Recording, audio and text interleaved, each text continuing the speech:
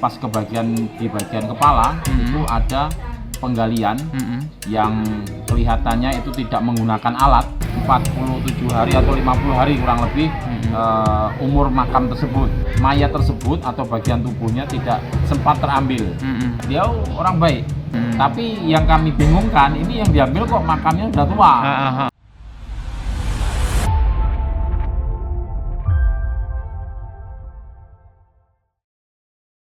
Tribuners, pada Senin 8 Desember 2025, warga Desa Mataram di Kabupaten Musirawas, Sumatera Selatan dibuat heboh. Salah satu warga yang sedang berziarah di salah satu tempat pemakaman umum di desa tersebut kaget bukan kepalang saat menemukan ada 2 buah makam yang sudah dibongkar. Pembongkaran makam ini jelas membuat warga panik. Bahkan banyak yang mengira hal ini dikaitkan dengan adanya praktek ilmu hitam dan jelas dilakukan oleh orang tak dikenal. Lantas, siapa pelaku di balik pembongkaran makam yang terkesan tiba-tiba ini? Dan seperti apa upaya yang sudah dilakukan pihak berwajib untuk mengusut tuntas kasus ini? Saksikan selengkapnya hanya di Saksi Kata.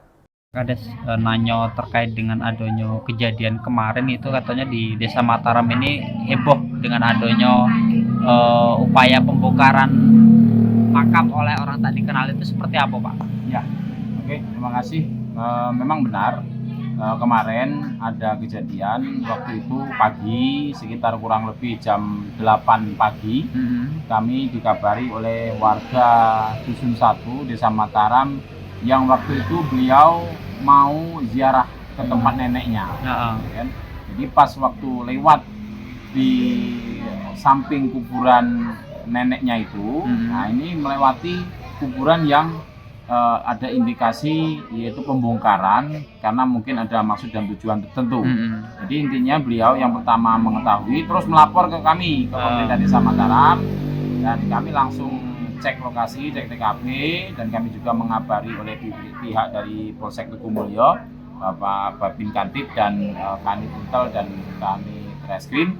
Kami datang bersama-sama dan kami cross check, memang benar bahwasanya ada indikasi untuk mungkin mau meniat mengambil jenazah atau mungkin salah satu bagian tubuhnya, karena di situ di bagian kepala itu ada penggalian yang kelihatannya itu tidak menggunakan alat, karena kelihatannya kalau pakai alat itu pasti nanti hasil tanahnya itu akan besar-besar kan, hal itu halus. Jadi mungkin kelihatannya hanya pakai tangan, dan ini 2 tempat. Yang satu ini sudah kuburan lama dan tidak teridentifikasi terkait dengan siapa almarhum yang ada di situ. Dan yang satu lagi ini teridentifikasi karena ini belum lama, kurang lebih pemakaman itu 47 hari atau 50 hari kurang lebih umur makam tersebut. Nah, ini warga Desa Mataram semuanya. Kemungkinan besar yang pasti, yang satunya pasti itu warga Mataram. Yang satunya itu sudah terkait dengan identitasnya sudah tidak ada lagi. Nah, ini terus kami langsung cross check ke lokasi. Setelah itu kami melihat sampai ke dalamnya, tetapi alhamdulillah mayat tersebut atau bagian tubuhnya tidak sempat terambil karena belum dalam. Jadi masih ada kurang lebih sekitar 50-an senti lagi yang belum tergali. Jadi upaya untuk mengambil itu bisa dikatakan gagal. Oh, itu kita dapat laporan itu pagi itu, Pak ya? Pagi, langsung. Jadi setelah dapat laporan kita langsung cek. Langsung cek TKP, langsung ke lokasi. Nah, waktu sampai di lokasi itu kondisi di 2 makam itu seperti apa, Pak? Selain ada lubang di bagian kepala, maksudnya ada temuan-temuan lain enggak? Apa jejak kaki atau alat-alat atau semacamnya gitu? Kalau alat-alat nggak ada. Kalau jejak kaki ya kami tidak sampai ke situ. Mungkin ada tapi kami tidak terlalu memperhatikan kalau masalah jejak kaki. Tapi kalau alat nggak ada, alat di situ. Jadi begitu datang ya sudah terlobang. Sudah terlobang. Lah dalam itu, Pak ya?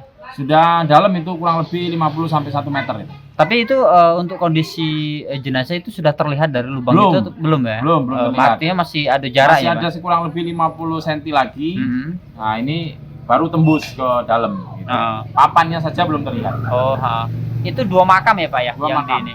Ya. Nah, kalau makam yang teridentifikasi itu makam laki-laki atau perempuan? Laki-laki, Oh, sudah laki-laki. umurnya sudah sepuh juga. Oh, sepuh ya, Pak Makam ya? itu Hmm. umurnya kalau nggak salah hampir 70 tahun itu, Aha. kurang lebih. Itu sudah memang warga Mataram warga asli, Pak? Mataram asli kalau itu. Hmm. Ya. Nah, Pak, kalau untuk lokasi dari 2 makam yang Ya. dicoba dibongkar itu berdekatan atau cak mana, Pak? Ya, ini agak berdekatan tapi tidak bersampingan. Hmm. Itu kurang lebih 2 sampai 3 meter jaraknya antara makam yang sebelahnya, yang satu dengan yang satunya lagi. Oh, jadi Jadi ada tidak jaraknya, berdampingan. Pak ya? Iya, ada jaraknya.